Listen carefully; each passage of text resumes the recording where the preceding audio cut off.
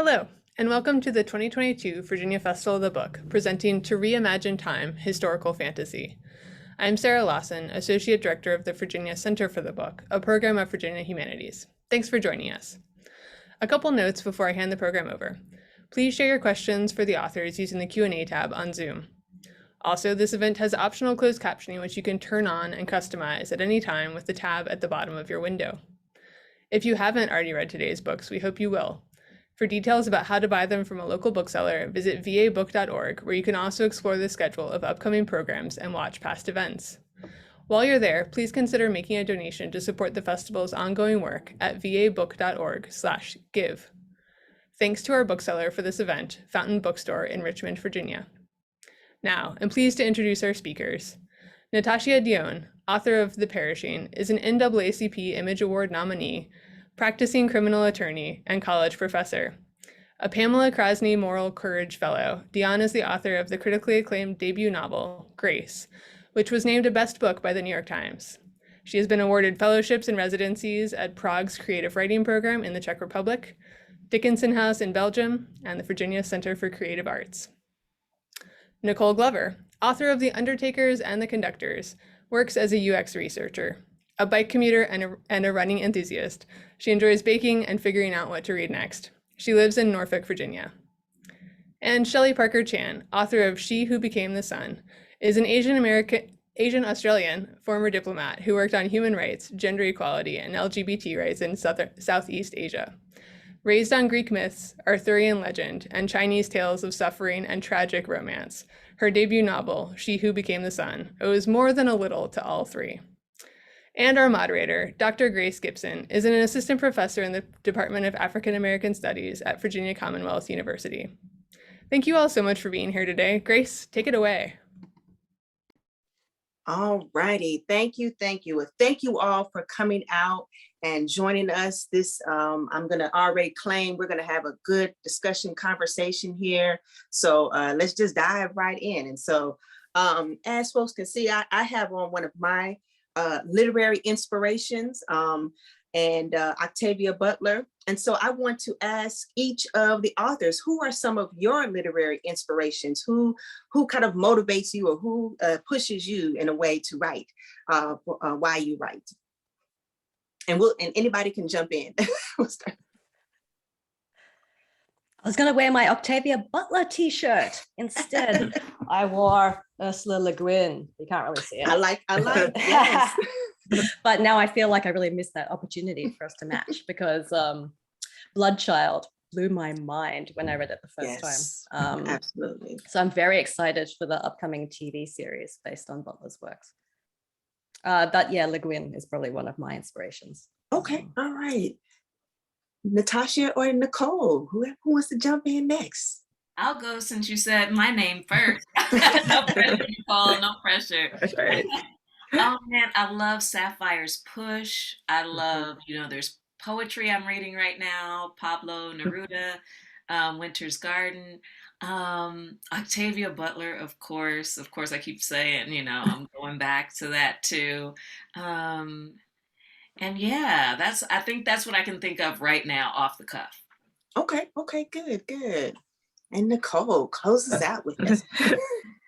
Oh yeah, this is always the hard question. There's so many books you read just coming up, and just little things that always kind of just stick with you. And I don't know, it's they had to pick I guess I say all those little different not for a particular author, but all those like young adult authors you read as kids, like mystery novels, fantasy stories that just randomly find in libraries. They just stick with me. There's all a bunch of them that kind of blend together, but yeah, I can't think of a specific one, but that's all my influences right there. Just random stuff I find in libraries and read and take what I like and want to do other things with it. Okay, awesome. Yeah, it's sometimes those random books that you find are those jewels and gems that then lead you to another one and another one. So can't go wrong with that. Yes. All right. So being that we're talking about historical fiction, each of you all is contributing to that in some sort of way. And the genre of that and dystopia, fantasy, has often been seen as cis, white, and male, although I would think differently, especially considering I'm talking to you all who are contributing to that. But what does that mean for you to contribute to the genre of historical fiction, of fantasy, of, dystopia, and all of those different genres? So what does that mean for you personally and for the larger community? So I'm going to start with Nicole on this one. Okay. It's one of those, adding it to like a rare fantasy or historical fantasy, all this other stuff is important to me, particularly because this from different time period I'm working with is not really discussed as much. And it's also viewed as like one lens. It has to be this singular story. And I kind of explore in my writing as like kind of the interior lives of what's going on, like this, not just the history we might know about, like what people do in their spare time, their relationships with friends and family. I think like because I have a romantic subplot in the story, and that's like it's like that's one of the, maybe at one point it's the character's main concern, even though there's like a mystery and other stuff going on. And for me, all these it's taking a different turn of things, of how we view history and kind of remodel it different ways. And to say it's fun to make this as a playhouse, you can play around with different things, like explore stuff too, and just make connections you might not otherwise in a regular fantasy, or even a fantasy set in like a regular world in current times. And I don't know, it's just there's other stories out there we can explore and have fun with. Okay, Shelley, what do you got for us? Yeah, I was not thinking that I was writing a fantasy when I started off. I was actually writing a book version of one of those Chinese or Korean historical TV dramas that you get on Netflix.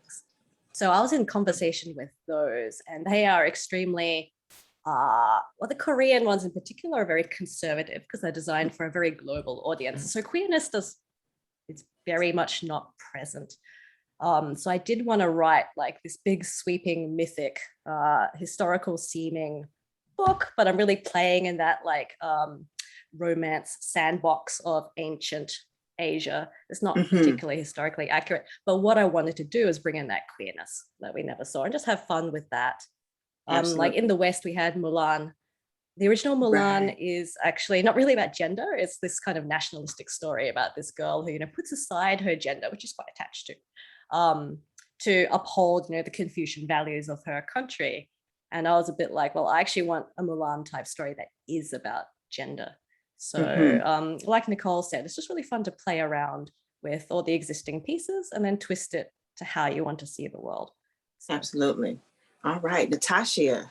Oh, I love what everyone is saying. That great questions, Grace. Shelley and Nicole said something that I was thinking, which is about you. I didn't start out writing historical fantasy. I wasn't thinking about that. I was thinking about the relationships, like Nicole said, and like Shelley said. I wasn't trying to do fantasy. I was writing myself into history, and it turned out, and in the way that marketing will see that sometimes when we write ourselves into history, which seems like, is it really impossible? Yes. that it must be fantasy, it must be something else, and you end up adding a twist, because the way writers of color, I think, the way that if we're not writing in our, and I'm just saying this boldly, if we're not writing in our westernized way of thinking and telling stories, we have this freedom where we are like mind, body, spirit. We're all these things, and it's just true. It's just reality. It's not a separate thing. So for instance, if I feel deja vu, I don't think, oh, that's strange. If I tell you about my deja vu, it's fantasy. It just is. So when I'm telling my story, it just is. That's how it presents itself. Absolutely. Excellent. Ooh, you all have got me over here chills already. Yes, this is good. This is good. One thing that I've noticed between each of you all's books as well is this importance of space, place, and time. And so each of you, I like to tell my students that oftentimes cities or locations are just as much characters in the story, whether it's in the book, a television show, a movie. And so everything from post-Civil War Philadelphia with the Conductors, Los Angeles with the Perishing, and the Ming Dynasty with She Who Became the Sun. So I wanted to ask each of you, what is, or, how does the specific location and space and time play a role in each of the texts, and why was there kind of a centering of that? So we'll start with Shelley on this one. Yeah, I was coming into writing this from a place as a person in the diaspora. I grew up in Australia, very white Australia, where we never saw, representations of ourselves on screen, like ever. There was no Asian people. So it seems kind of natural, like I wanted to, or people in the diaspora sort of reach to this mythic, fantastical place in a way of ancient China where our stories came from, where everyone was like us. And that is actually a really flattening statement, because my ancestors are Han Chinese, and obviously China was a very heterogeneous society. There were like Muslims, there were Jews, all sorts of people in ancient China. So that's a little bit problematic to say I go back to where this place where everyone was like me and my society was the norm. But that is kind of the feeling you're going for in a way. So I wanted to go back to that place that we see in Asian dramas where Asian people get to be all the roles. Even these days, you might get the one Asian, and that Asian has to bear the entire burden of representation. And then they have to fight back against all the stereotypes of, the nerd or whatever. So when you make everyone Asian, I got to have men be, attractive and masculine and fight back against this perception in the West that Asian men are, unmasculine, effeminate, queer, when in fact, according to Chinese society, like the way they present themselves as a scholar might be extremely masculine. But then I also got to play with people who actually were effeminate and queer within that space. So it just freed up this entire world of, and that's what I had discovered when I saw Asian dramas the first time. I was like, oh my God, we get to be everyone. We get to be the warrior, we get to be the nerd, we get to be the love interest, we get to be the girl, we get to be the boy. So yeah, it was this place of fantasy and exploration. Excellent. Even though it is a real place. Yes, like Natasha was saying, you have the freedom to kind of pick and choose where you want to fit there. So yes, Natasha, tell us about how Los Angeles factors into your novel. Oh my gosh, I feel like I'm gonna be Snoop Dogg right now and be like, I love LA. Like I want to, I love Los Angeles. It's just the truth. I was born here. I love the history of LA and Black LA. Like there's a strong Black population here, and it's not the one that we knew when I was growing up in the 90s. Okay. The Compton, where there was a lot of shootings, or the Long Beach, or anything like that. But there was a strong Black presence in Los Angeles, especially, throughout history, but especially during the golden age of Hollywood, which is surprising because we weren't on the screen. Right. When Patty McDaniel got the first, Oscar for her role, Gone with the Wind, all those things were happening, but there was such a thriving community here. The first Black owned insurer was here. Just so much. And when I grew up here, I was a teenager in the 90s, but in the 80s, I remember going to church, to an all Black church in Los Angeles. I remember the community being so tightly knit. Like there was we went and got our iron-on shirts. We went to the dry cleaners that was all Black. We went to the fish market that was all Black, the grocery store. And now those places aren't there. It's been gentrified. It's just different. We're spread out different. And I still remember it. And I wanted to celebrate, what I remember before it's gone. But the perishing happens mainly in the 30s. And I get a chance to reflect on the 90s, on the 60s. So for instance, we've had the Los Angeles uprisings, or they call them riots. They were in the 60s, they were in the 90s. And then obviously we've had the big protest, over George Floyd. And I just wanted to show the repetitive nature of not only racism, but how Black people continue to rise up and fight these things. And I hope to show it like you would show any pattern of abuse. You expose it so that you can end it, so that you can stop the cyclical nature. So I'm ready to just stop it, to expose it and stop it. And that was sort of my hope for this novel. But we've been here. as a country, and that's important to me. And we've been there as LA. So Mhm. that's what I wanted to do. That's why I chose LA. Excellent. Yeah, it's a good way to, like I said, give reference to, we've seen this before. This is not something new. And let me show it to you from this particular perspective. So yes, well, thank you for that. And I definitely can appreciate that. And Nicole, tell us about post-Civil War Philadelphia. Yeah, and to keep up the theme of this history seeming really familiar, that's all I really found when I was researching this book, looking in this particular Reconstruction era.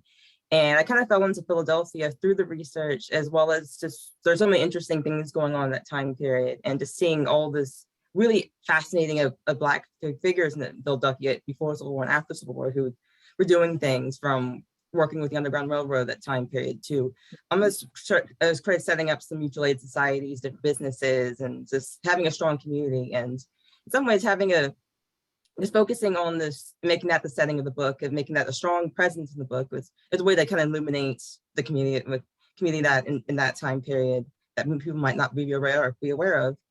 But it also gives me, I guess, a grounding point for me as a way to make it a character. For me, when writing stories, is knowing the place and time is very key to me, just to kind of someplace to kind of narrow in just for the scope of the scale I wanted to write the story. And this is a firm way to keep everything intact in line, and just pulling the different things. Because I found as I continue to write, is that's place and settings where I start with. It kind of is like the ground level of everything, and everything else in the story, from the characters to themes, kind of builds off once I got the setting and the time and date and everything settled. Yeah. And I think in a way, each of you bring a level of authenticity as well to these locations and to these spaces. So yes. All right. Okay, I'm coming back to you, Natasha. So here we go. I'm ready. So tell me some more about this idea of importance of remembering and remembrance and memory making that we can kind of see through the perishing. Expand on that a little bit for us. Yeah, there's a power in, people have said this a million times, in owning your own narrative. Mm-hmm. People, even the people that harm you, will give you a version of you and what happened. And it's their version that usually serves them. And as a criminal defense attorney, we're all about, two versions of Right. a story. Like, we go into court, there's the prosecution, there's the defense. I'm on the defense's side, and we're arguing the same facts, but we're telling a different version of the same story, either to save somebody's life, to help them to not pay something, or if it's a victim, like a victim of abuse, you want to get them protection. So owning a story. So right now, when there's only one story, you're a victim. You're a victim of someone else's story all the time. They're going to be the hero. Mm-hmm. So it's an opportunity to have a more whole version of who we are as human beings, and who we are in America as Americans, who we are in the world. Because if there was only one side, if it was only the prosecution allowed to argue, they would win every time. There's a reason why there's two sides and a judge. It's a triangle. But right now, with the way things are, especially in literature, you only have one side of the story. So it's important for me to remember and to tell my version and not be afraid to do that. However, I do that even when I'm writing fiction, because as writers, and especially as fiction writers, we're trafficking in images, we're trafficking in history, we're trafficking in so many, we're not just consuming culture, right? We're creating culture. So we have a responsibility, and one of those is to remember. Absolutely. All righty. Nicole, so it seems as though the Underground Railroad and that particular time period is becoming very popular within pop culture, discussing that time period and that moment. How is the Conductors contributing to that narrative, and what is it that you're bringing that's different that we're not already seeing? Yeah. To me, the Conductors basically is bringing you past that point in the Underground World. It's giving you the post-Civil War it's giving you Reconstruction era, it's giving you what comes afterwards. It's giving to what all these other stories been building up. Because I think if you look at a lot of the Black period history pieces, whether it's literature, film, drama, TV series, most of them is the Civil War period. It's the antebellum period. Those are the Black history stories that or predominantly you'll find. You can throw a stone, you'll find that's what you're gonna find. And when I started writing, I wanted to write the post area. I wanted to get in the part afterwards. I want to see what happens afterwards and kind of just bring that more into light. And that's I think that's my biggest contribution. I want to hear as an insight what happens afterwards. And to me, the after part, it's always interesting, more interesting to me, because you can write these stories about the wars, you can talk all these things about things happening, but you never see all the stuff that gets built afterwards. And the big theme to me in these books was what do the people do after these big dramatic life changes? What do they do now? What do they do? What's next? And even though I take a very fantastical approach, I mean, these are people who are solving mysteries with magic. But I kind of it's still in the same level. It's about them figuring out what's next, what they're going to do now with these new opportunities before them, and what paths they want to take, and how their lives, how their friends' life, how their family community kind of fits into that. Mm-hmm. I like that. It's like, we want to know what happens next. We don't want to just stop here at that moment. So yes, excellent. Yeah, that definitely gives us a look into the future of what, could potentially and does happen. All right. So Shelley, let me ask you this. So being with fantasy along with historical speculative fiction allows a space for marginalized and invisible voices to be heard. And so you've kind of touched upon this a little bit earlier, but I want you to go a little bit deeper in how She Who Became the Sun rewrites, reclaims, renames the script for LGBTQ voices as a whole. Oh, that's a huge burden of representation. I feel the weight of needing to represent. I didn't come into it actually thinking very broadly about LGBT issues and Chinese history. I just came in from a very personal level and I just wrote a bunch of feelings. I just wanted to represent individual people struggling to be themselves within a particular society that assigned and labeled people and placed them in a little box and said, this is what it means to be a woman or a man, and this is how you must act, and this is how you must behave. And it was very fun to explore each character as they either accepted that role or pushed the boundaries of those boxes and envelopes. And if we're being honest, I was not really writing about historical China in the 14th century, but I'm really reflecting our own society, obviously, as most science fiction and fantasy does. Reflecting Australian masculinity and how that presents, and pushing back against that, especially its more toxic forms. But yeah, oh, sorry, I lost my track of thought there. Yeah, but the good thing about science fiction and fantasy is that you don't have to be specific. Even though I was talking about how society labels people, in the book itself and the narrative itself, you don't have to use our everyday labels. I didn't have to say specifically, and it's been interesting to watch the discussion about my book afterwards, because people do assign labels to my characters who I did not label in my head. Like, this is a sapphic book, these are lesbians, these are non-binary people, or however, or this is a trans character, and nowhere in the narrative did I use those words. But that's part of the joy of it, that in science fiction fantasy I used a lot of metaphors. Like, there's a eunuch character, no one has a eunuch identity in this day and age, not that specific type. So you can place whatever identity you like onto that character.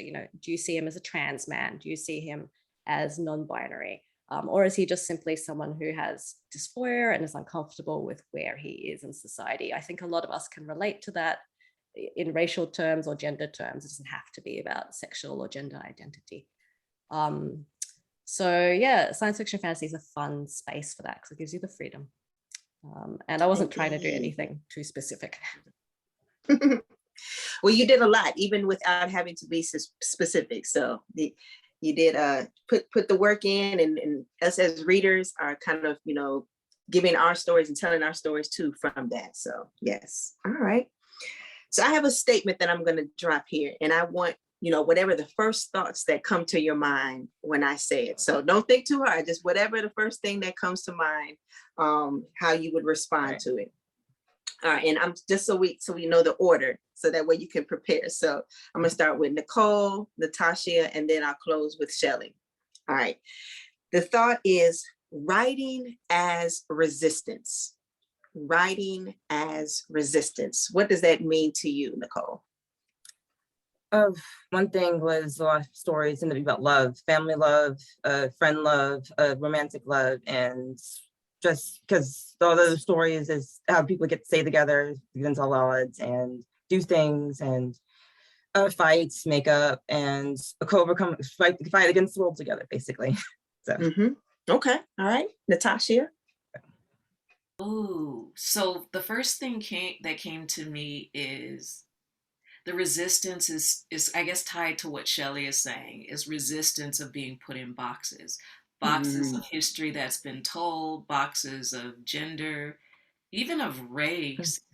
So the opening line of The Perishing is, "My name is Sarah Shipley, and I've slept with 5 women.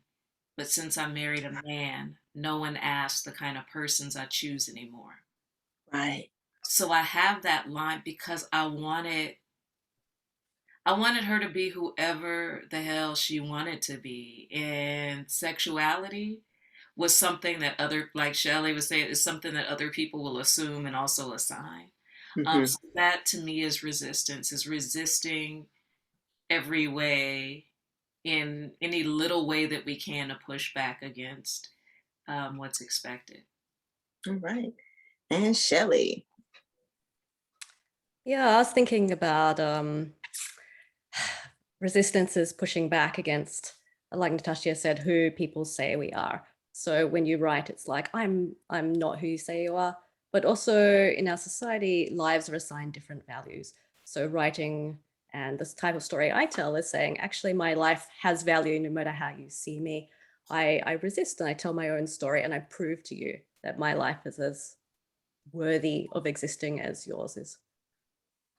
All right. Right on. Okay, this is good. So I'm now curious, as someone who is, getting ready to, or is writing a book.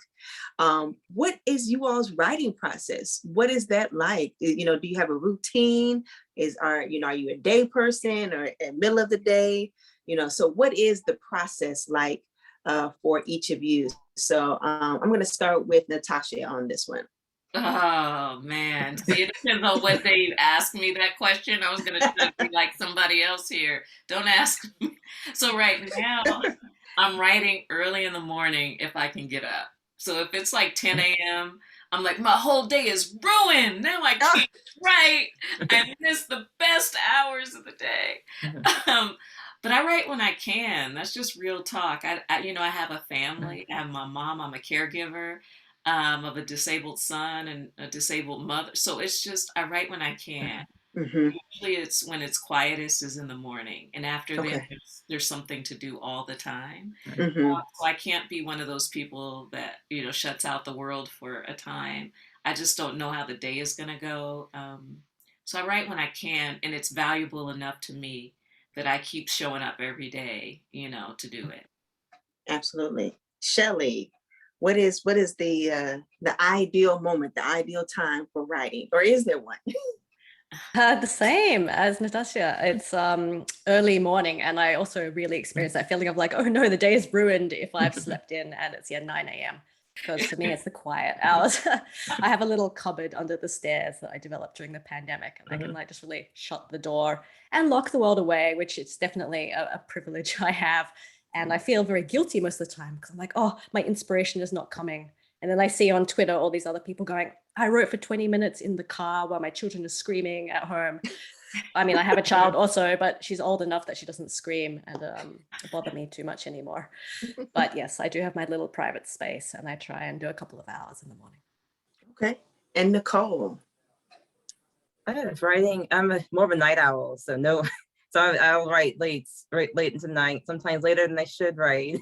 Especially that's always when the ideas hit. I'm actually drafting stuff, so it's more like right now. So it's more like just all those ideas, just trying to coming at once, but wanting to resist the urge to edit and just let it come and just let things happen and I also just kind of be free to not worry about how the finished product is going to do. It's weird, like once you write a book, you start comparing that finished book to the book in progress. So you see all the messiness of the in progress book and you feel bad about it, thinking you can never get to that finished book again, even though you've done it already.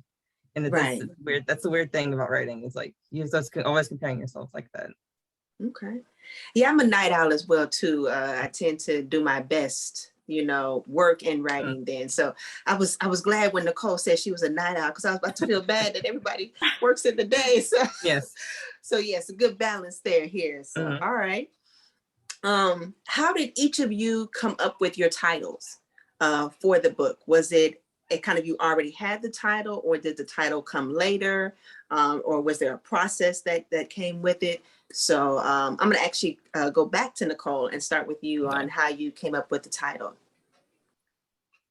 I guess mine started, it was like started as a placeholder, they're about underground railroad conductors. So it's like, obviously the conductors, this is something, and it just ended up being a placeholder, but I couldn't think of anything better. And it just stayed with it. It felt like it really works well. And it had a layered thing of this is the occupation, but also has a musical element to it, which was like a sub theme of like music. And so it was like, I love dual meanings. So when I came up with the Undertakers, I had to get something similar. I'm going to keep that kind of frame and have another dual meaning kind of sense, but the Undertakers being also another profession, but also undertaking things and doing things. So that's what I think about with titles. I've been lucky that my first kind of go around, the placeholder always ended up going all the way, which I don't know, doesn't always happen with some people. Okay. Natasha, how does the Perishing come together? Oh, it just, you know what? It's the first time I had a title first. So with my first book, Grace, it had about 10, 12 different names before it was going to print. They were like, we need a name, and it became Grace. But with the Perishing, I knew from the beginning, just from, moments of sadness and depression, especially, with COVID and even before COVID, just walking out and you see it and seeing like kids dating and they're so happy. I'm like, it's all meaningless. It's all gonna go away. We're all perishing. Even as we live, we're perishing. And the character happens to be immortal. Yes. So for her, everybody is perishing. And it's true too of each of us, because we'll know people who we will outlive, and other people who love us will outlive us. So the Perishing for me was just the right title. All right. And Shelley, how did the title She Who Became the Sun? I just want to say I got goosebumps from your last answer. The Perishing, that's amazing. People always come to me and they're like, Shelley, your title is a pun. I'm like, oh yeah. I didn't realize that when I wrote the title. Like maybe 2 months later when my friends came to me, it's like, I sure you got the pun in the title, by which point it was already final. And I was like, what pun? Because it's a girl who takes her brother's identity, she who became the sun. Yeah, I hate puns. I would never do it again. Big regret. I was just looking for a Chinese drama type title. There are a lot of dramas that have names like The Moon Embraces the Sun. They're very poetic. They use a lot of symbols. The sun is historically the symbol of the emperor. So I just made a lot of lists with symbolic words, with numbers like 10,000, which is very like the emperor will reign for 10,000 years. It's very fortuitous. And just through a title like a process of, I don't know, like Wordle, how you solve it by brute force mathematically. Like I just had every single possible permutation of words, like sun, emperor, shining, she, he. So I did end up with a pronoun in the title, which is interesting because my protagonist is non-binary, I suppose, but she does use the pronoun she. So I've had a lot of questions about, why didn't you use they who became the sun? Oh, well, it is what it is. Yeah. And it works. So that's what matters. It works. So speaking of, kind of like the protagonists in each of your novels, how do they specifically speak to the historical and even current climate. So some of you have kind of even touched upon that in some of your answers. So yes, how do the main protagonists in each of your novels speak to the historical and current climate of today? And we'll start with Shelley. Today. Yeah, well, it's definitely the era of the queer and trans and gender fluid fiction that I never saw growing up. I was very used to seeing myself in fantastical creatures, in robots, in demons, in the books that I read as a child. So it was fun to write exactly those kind of characters into the book. I guess I was making the broader argument about the power of living in between spaces. So I guess it's a beautiful rhapsody to gender fluidity and non-binariness, my book. I wanted to, I love the idea of hidden identities. I always have. I think it's sort of a queer thing, superheroes who have something hidden. So for a long time, I had this idea of a character who was a girl who's dressed as a boy, and this was her terrible secret. But then I like the idea that her gender is, in fact, her superpower. It's her strength. She has this thing that no one else knows about. Her knowledge of both these realms, her ability to work in both the realms of the different genders, which are very rigidly defined by society, is her source of strength. And I wanted to celebrate that. The people who can exist in between are not ashamed of it, who find a strength in being who they are. It's not that they're a little bit less of a man and also a little bit less of a woman, but hey, I have this amazing quality of having both and being able to exist across and astride. So I had one character who could do that, and another character who's like a terrible tragedy, who has had his gender taken away and clings to it desperately and makes a lot of terrible choices because he cannot or does not want to accept that there is some beauty also in being able to access that other side. So Okay. I guess that all figures into the whole trans discussions that are bedeviling us at the moment. Indeed. All right, Nicole, how does your main protagonist kind of shake things up, as they might say? See, my main character, Hetty, she as her going into being just solving mysteries and figuring out what's going on, and just, I guess, doing that, not adapting justice, but finding out the questions, things people don't want to answer. Is, I guess it's a very kind of do it yourself mentality. I guess is one way of seeing things are wrong and feeling like you have to do something about it, and knowing that you're capable of doing something about it, knowing they can do it, and if no one else will do it, might as well be me kind of feeling. And I think that's kind of one of her big traits that's kind of sticks with me throughout the books. Basically, she's doing something that needs to be done, that she sees that's going wrong, basically, and doing what she can.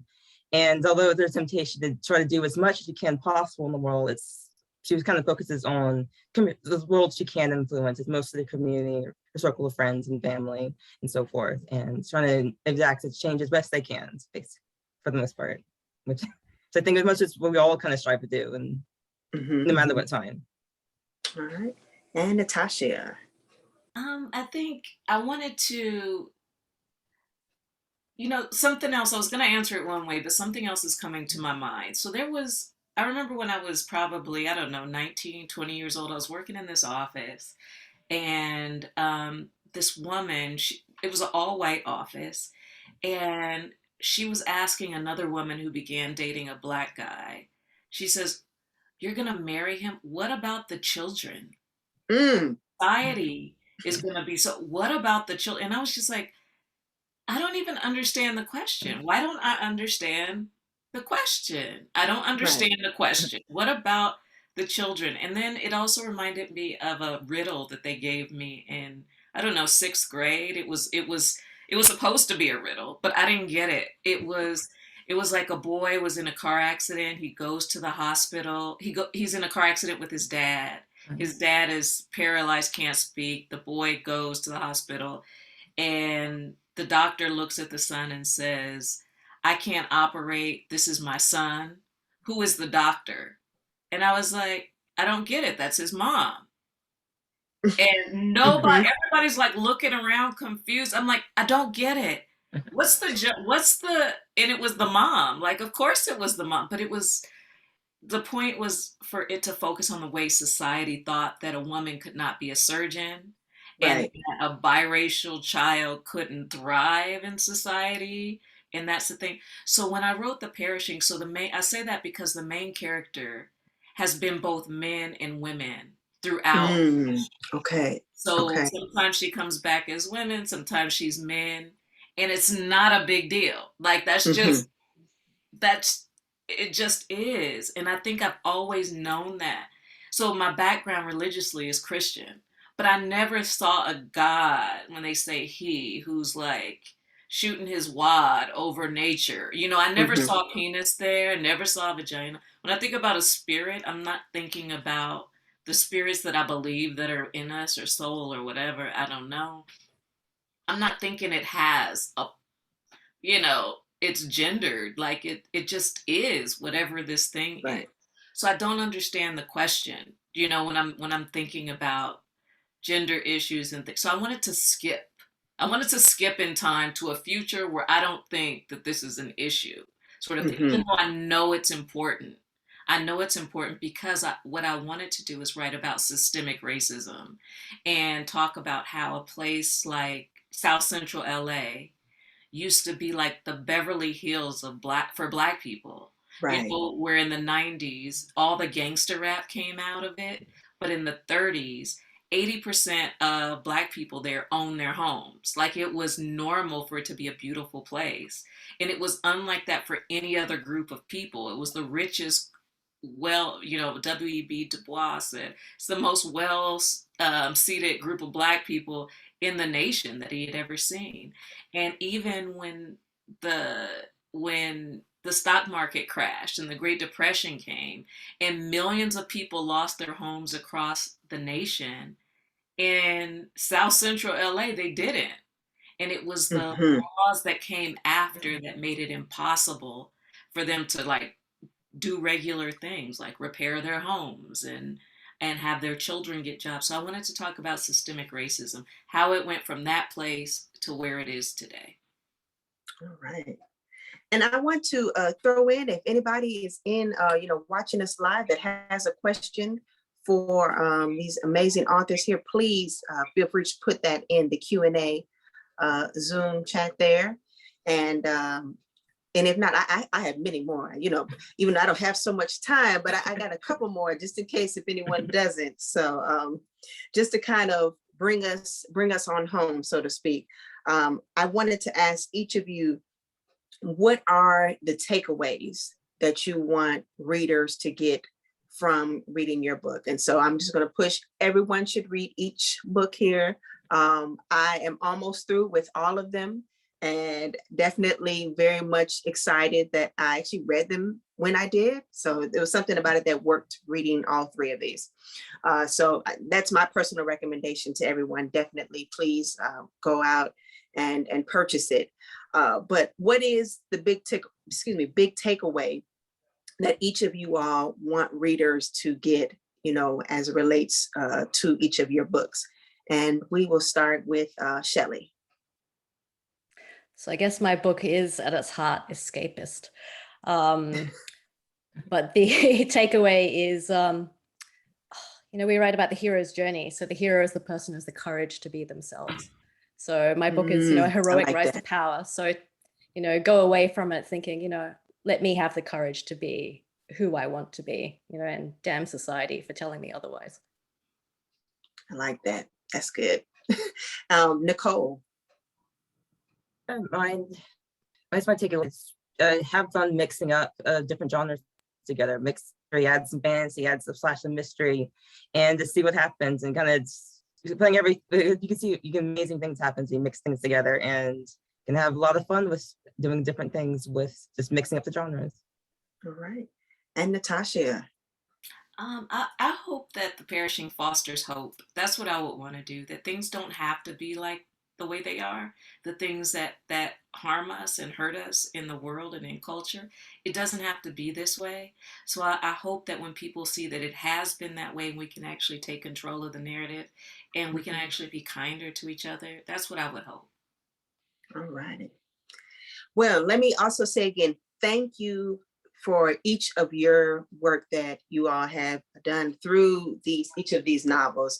The world is a much better place because of each of these. And I'm not just saying that because you all are here. I'm like, seriously, for real.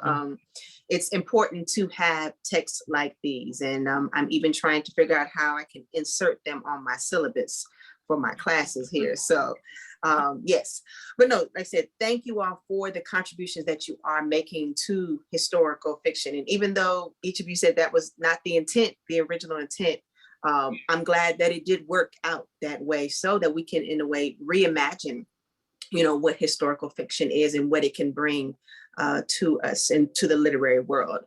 And so before we close, I want to ask each of you all, where can everyone find you all on the socials, on the internet? So what's the good places to spot you all?